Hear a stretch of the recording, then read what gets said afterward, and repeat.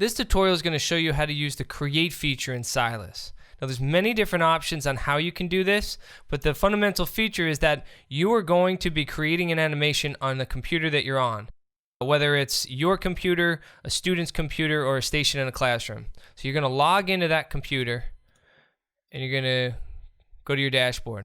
All right. Before we get started, I just wanted to talk to you about the tutorials and cheat sheets. You click on cheat sheets.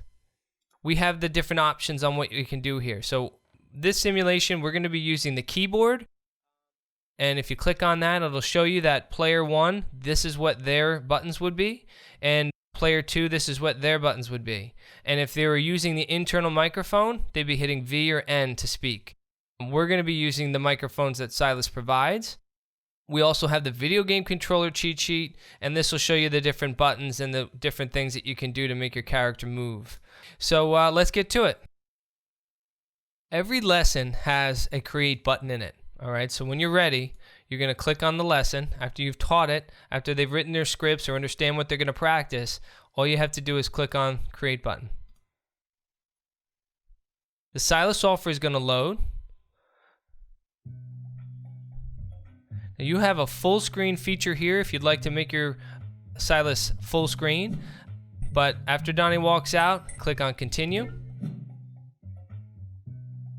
Now you're going to select your avatars. All right, so it gives you a little shortcut here, a little cheat sheet as well within the game, and it says press A or D to scroll. So I'm going to scroll, and I'd like to be Silas. I'm going to hit R, press R to select. And if you notice, his mouth is moving when I'm speaking. Okay, now this is your lip sync sensitivity. I can make my mouth a little harder to move. I can make it a lot easier to move. It just depends on your student's voice. I think this is good for me, so I'm going to click on ready. And now I'm going to select the second student's avatar. And let's be Donnie. I'm going to click Y because it says press Y to select. I'm going to find his sweet spot, hit ready, click continue. All right, now you're going to select the background. We've got a variety of different backgrounds. This could be something that you've worked into your writing process. This could be something that you're letting them pick on their own. I'm going to go to the classroom here and click create. All right, now both characters can move in this environment. All right, now I'm using the keyboard functions to make my character move. It says down here, hit C to make them happy or Z to make them sad. They can be angry as well. They physically mope around when they're angry. I'm going to make him happy though for this skit.